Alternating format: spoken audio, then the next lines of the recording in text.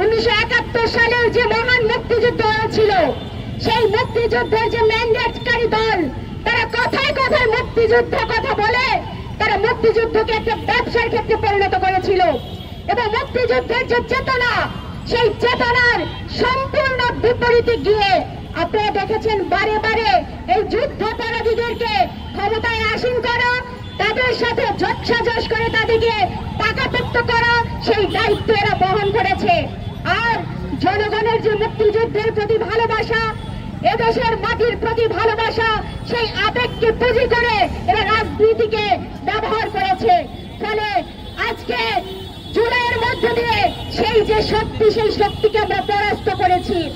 যারা মানুষের আবেগকে নিয়ে ব্যবসা করার চেষ্টা করেছে, মুক্তিযুদ্ধকে নিয়ে ব্যবসা করার চেষ্টা করেছে, মুক্তিযুদ্ধের চেতনার পরিপন্থী কাজ করেছে, চেতনার বিপরীতে দেশকে পরিচালনা করছে। সংগ্রামী বন্ধুগণ, আজকে যখন এই যে শত শত ছেলেমেয়েরা জীবন দিল, সেই জীবন দানের মধ্য দিয়ে যে গণহত্যা এখানে সংঘটিত হয়েছে, সেই গণহত্যার বিচার আমাদের প্রাণের দাবি। গোলামজনকে এই দেশে নাগরিকত্ব প্রদান করা হয় এবং সেই রাজাকারদের গাড়িতে যখন বাংলাদেশের স্বাধীন পতাকা পপ পপ করে উঠতে থাকে, সেই সময় জাহানার ইমাম বলেছিলেন, আমার রুমের রক্তের উপরে এই জল্লাদরা উল্লাস করবে, আমি মা হয়ে সেটি সহ্য করতে পারি না। সেই চেতনা থেকেই জাহানার ইমাম সেই দিন সেই আন্দোলন গড়ে তুলেছিলেন।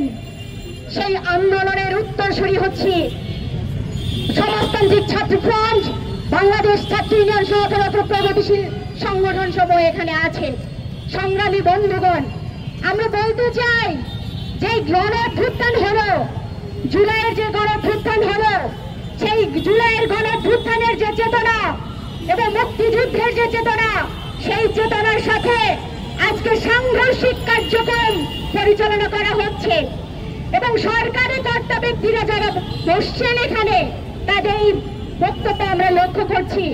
আমরা বলতে চাই অত্যন্ত লজ্জাজনক এবং ধিক্কার জানাই এই বক্তব্যের। সংগ্রামী বন্ধুগণ, আমরা বলতে চাই আমাদের মা বোনদের নির্মম নির্যাতন করেছে, দর্শন করেছে।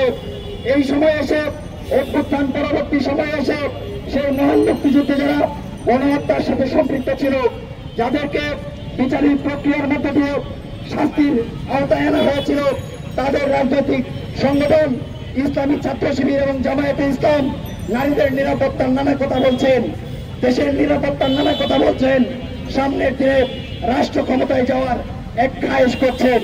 আজকের এই সমাবেশ থেকে আমরা দৃঢ়ভাবে বলতে চাই, এই জনপদের মুক্তিকামী মানুষজন বেঁচে থাকতে এই জামায়াতে ইসলামের যে স্বপ্ন, সেই স্বপ্ন বাস্তবায়িত হবে না, হবে না। প্রিয় বন্ধুগণ, যারা মহান মুক্তিযুদ্ধের বিরোধিতা করেছে, তাদের এই জনপদে রাজনীতি করার কোন ধরনের অধিকার নেই। কিন্তু অভ্যুত্থান পরবর্তী সময়ে একটি উগ্রডানপন্থী সরকার ক্ষমতায় বসে আছে।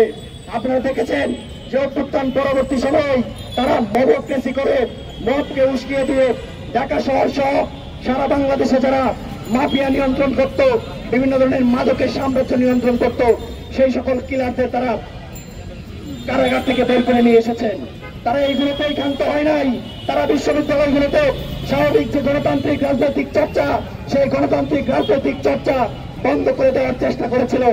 এবং তারা বলার চেষ্টা করেছিল যে কত স্বৈরাচারী দুঃশাসন আমলে ছাত্রলীগ যে নির্যাতন করেছে, ক্যাম্পাসে নাকি এখনো অভ্যুত্থানের পরে সেই ধরনের পরিস্থিতি আমরা নাকি করবো।